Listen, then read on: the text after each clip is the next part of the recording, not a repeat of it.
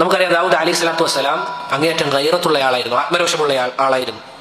സ്വന്തം ഭാര്യയെ മറ്റുള്ള ആളുകൾ കാണുന്നതൊക്കെ വളരെ ആത്മരോഷത്തോടു കൂടി കണ്ടിരുന്ന ആളായിരുന്നു ദാവൂദ് അലൈഹി സ്വലാത്തു വസ്സലാം.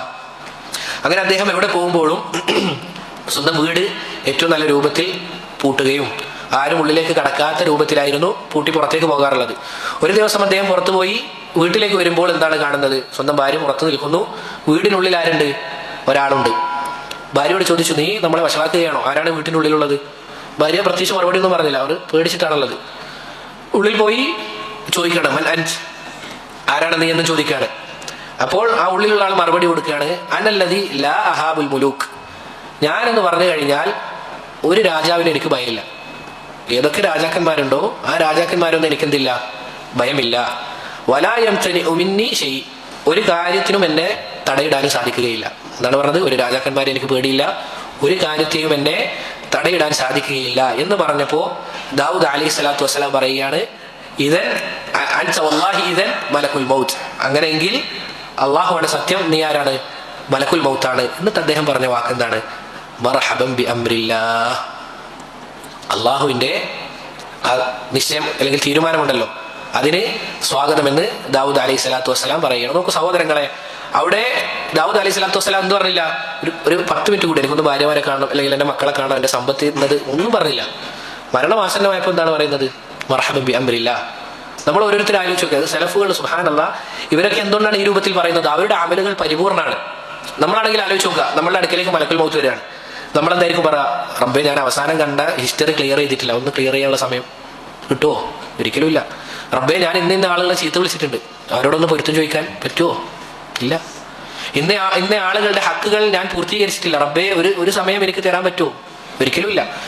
ഹമ്മാദ് ബിൻ സലമ റഹിമഹുല്ല അദ്ദേഹത്തോട്, ഇതാ ഹമ്മാദെ, നീ തൊട്ടടുത്ത സമയം മരിക്കുമെന്ന് പറഞ്ഞു കഴിഞ്ഞാൽ പോലും അദ്ദേഹത്തിന്റെ ഇബാദത്തിൽ നിന്നൊന്നും കൂട്ടാനില്ല എന്നാണ്. സുബ്ഹാനല്ലാഹ്, ആലോചിച്ച് ഹമ്മാദ് ബിൻ സലമ അദ്ദേഹത്തോട്, നീ ഇതാ തൊട്ടടുത്ത സമയത്തേക്ക് മരിക്കുമെന്ന് പറഞ്ഞു കഴിഞ്ഞാൽ അദ്ദേഹത്തിന് എന്ത് ചെയ്യാനില്ല?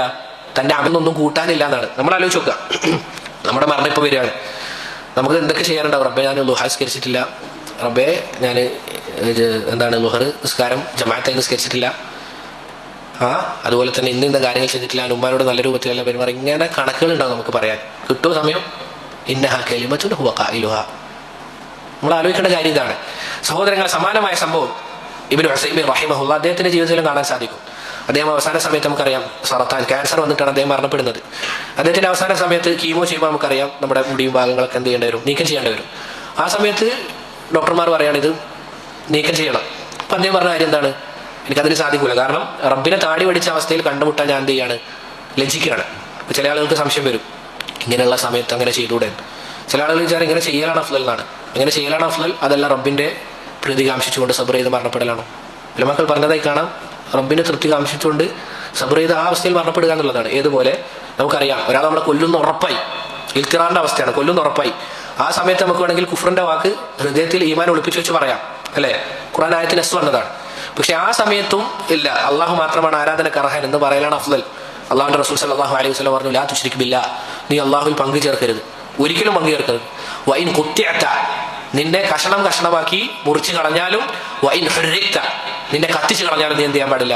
നീ ശിർക്ക് ചെയ്യാൻ പാടില്ല എന്ന് അള്ളാഹുന്റെ റസൂൽ സല്ലല്ലാഹു അലൈഹി വസല്ലം പറഞ്ഞതായി കാണാം. പറഞ്ഞത് ഇബ്നു ഉസൈമീൻ റഹിമഹുല്ലാഹ് പറയാണെന്ത്? എനിക്ക് റബ്ബിനെ എന്ത് ചെയ്യാൻ സാധിക്കുകയില്ല, ഈ രൂപത്തിൽ ധിക്കരിച്ചുകൊണ്ട്, അല്ലെങ്കിൽ അള്ളാഹുവിനെ ഞാൻ ഈ മുഖത്ത് താടിയില്ലാത്ത അവസ്ഥയിൽ കണ്ടുമുട്ടാൻ ഞാൻ ഇഷ്ടപ്പെടുന്നില്ല. അപ്പോൾ ഡോക്ടർമാർ പറഞ്ഞ കാര്യം എന്താണ്? നിങ്ങൾ മരണപ്പെടും, അങ്ങനെയെങ്കിൽ നിങ്ങൾക്ക് പ്രയാസം ഉണ്ടാവും. അദ്ദേഹം പറഞ്ഞ കാര്യം എന്താണ്? മർഹബൻ ബിൽ മൗത്ത്, മരണത്തിന് സ്വാഗതം, മരണത്തിന് സ്വാഗതം എന്നാണ് ഇബ്നു ഉസൈമീൻ റഹിമഹുല്ലാഹ് അദ്ദേഹം പറഞ്ഞത്.